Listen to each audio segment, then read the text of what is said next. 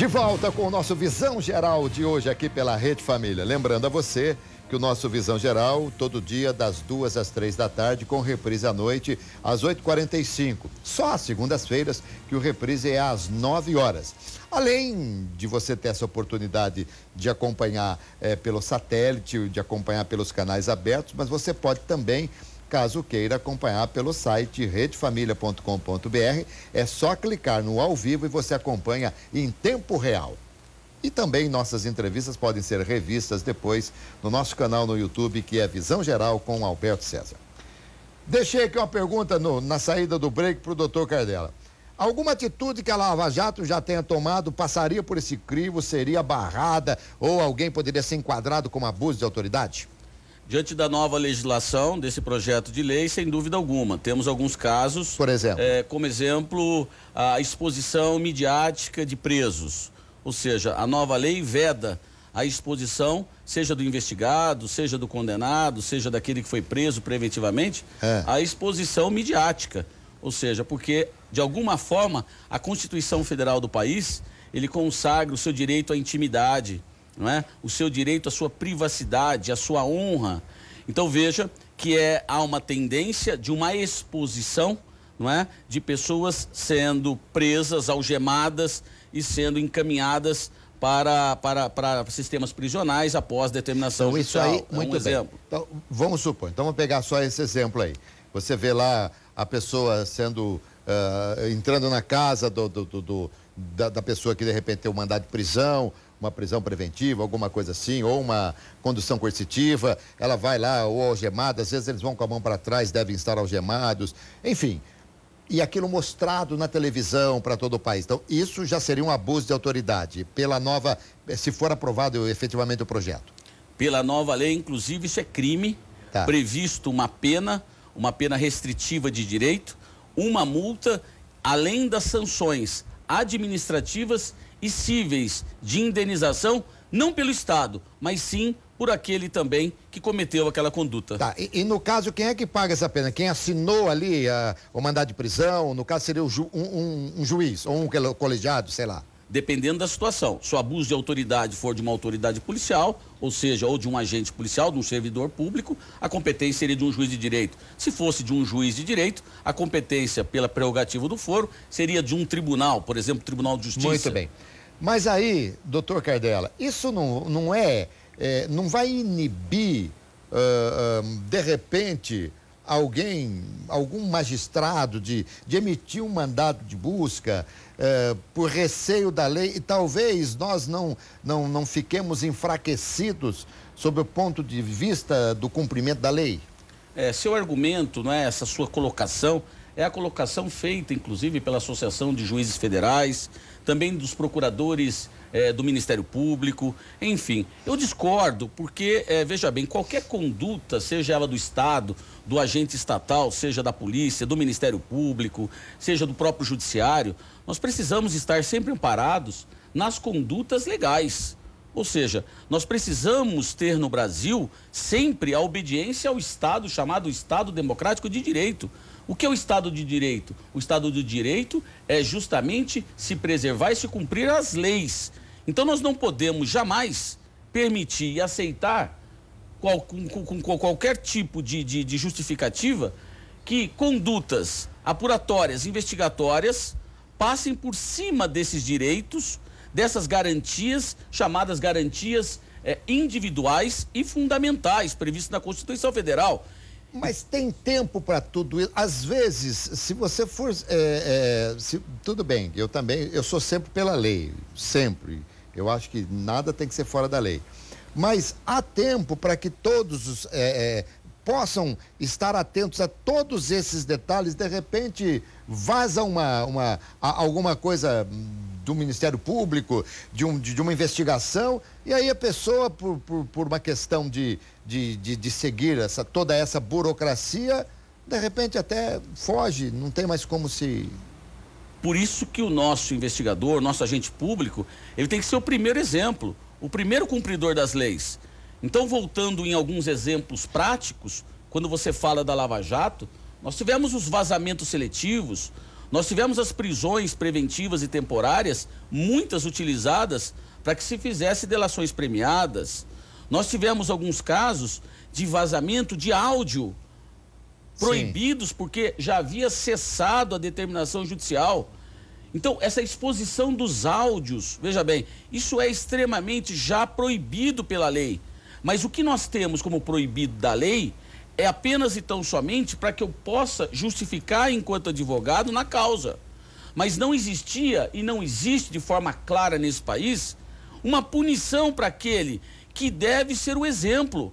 Então, o juiz, o magistrado, quando determina uma interceptação telefônica, uma interceptação telemática, ou seja, dos correios eletrônicos, o próprio juiz, ele tem, e é o primeiro a saber, obviamente, e ser o cumpridor da lei, que ele não pode, de forma alguma, expor a quem quer que seja, a qualquer pretexto que seja, especialmente para fins políticos, a exposição de pessoas, de conversas, porque isso só interessa, Alberto, para a investigação, só interessa para o processo, e isso não interessa a exposição que venha de alguma forma a criar embaraços para os direitos fundamentais do cidadão. Eu concordo plenamente com o seu ponto de vista jurídico,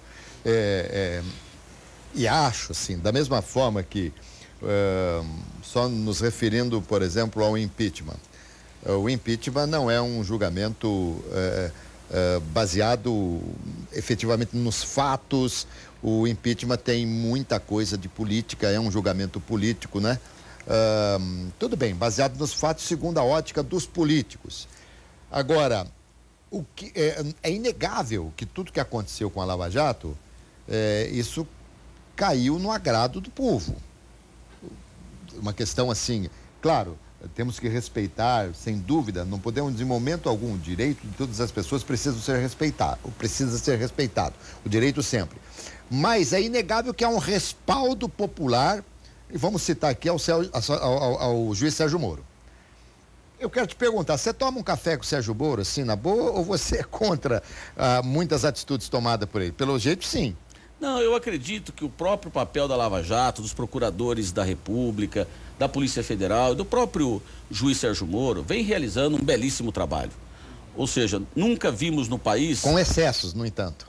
Eu não diria excessos, eu diria que talvez na ânsia de se buscar, principalmente diante de uma situação excepcional, onde está em jogo especialmente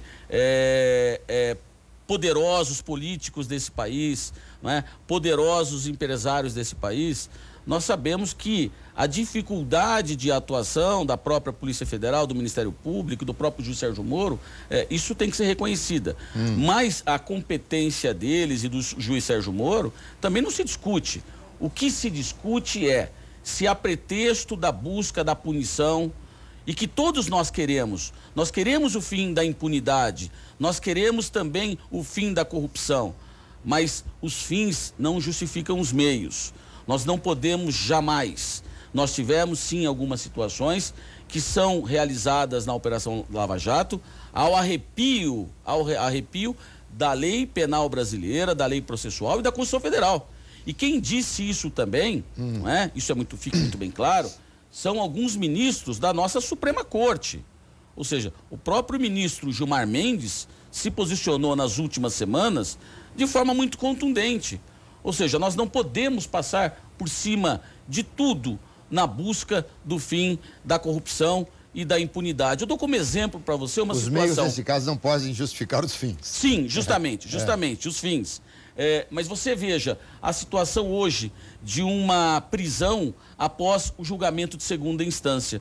Muito se justifica que, a partir do julgamento, o réu, para que fique muito bem claro, o réu tem um julgamento. Sim. Depois ele tem a possibilidade de recorrer da decisão. Aí, se ele for condenado, ele já começa a pagar a pena. Já começa a pagar a sua pena. Ainda com direito a mais uma apelação. Com direito, não falaria em apelação. Nós teríamos recursos para tribunais superiores, para o Superior Tribunal de Justiça ou para o STF. Veja bem, muitos justificam que a finalidade desses recursos seria meramente protelatórias. Sim. Isso não é verdade. Nós temos aproximadamente quase 25% das decisões proferidas em segunda instância modificadas depois. Que são modificadas depois. E aí eu pergunto a você, e aquele que está cumprindo pena nesse sistema prisional falido, degradante que nós temos no país? Quem paga essa conta, Alberto? É verdade. E fica então essa dúvida. Ó, nós vamos voltar a falar com o doutor Cardella sobre esse assunto. Quero falar sobre delação premiada também, mas ele falou que tem muita coisa que modifica aí na terceira instância, alguma coisa. Você não precisa se preocupar muito com instância para modificar algumas coisas no seu rosto, não, hein? Eu vou conversar com a Gisele aqui. Ei, menina, tudo bem? Tudo bem, Alberto? Prazer de novo recebê-la aqui, viu? Prazer é todo meu. Gisele, o doutor tá falando que tem muita coisa que muda na terceira instância e tal, mas aqui você tem um negócio que muda rapidinho. Se muda na hora aqui. Fala pra gente do Tenless. É o creme instantâneo e revolucionário Tenless que chegou pra ficar e pra mudar a sua autoestima. Então você que se olha no espelho e vê ali a linha de expressão, aquelas ruguinhas, a bolsinha embaixo dos olhos, bigodinho chinês, para de sofrer. Agora você vai voltar a sorrir, porque em menos de 2 minutos é você 10 anos mais jovem, porque ele age como um botox, só que um botox natural, sem agulha, sem dores e com um preço poderoso também. Temos aqui algumas imagens que é impressionante. Em menos de 2 minutos, esse é o seu Júlio, ele já é um consumidor do Tenless, então nós estamos aplicando de um lado só, então você vai passar uma fina camada no local desejado, vai dar leves batidinhas e pronto. Em menos de 2 minutos é você 10 anos mais jovem. Às vezes você tem uma festa, um evento, um casamento, ou até mesmo no dia a dia, né? Quer impressionar com uma aparência mais jovem? Tá aqui a solução para você. E você, mulher, pode passar o produto antes ou depois da sua maquiagem. E melhor de tudo, ele dura até 12 horas na sua pele. E conforme esse período, você vai sentindo a sua pele sendo esticada, porque é a nanotecnologia.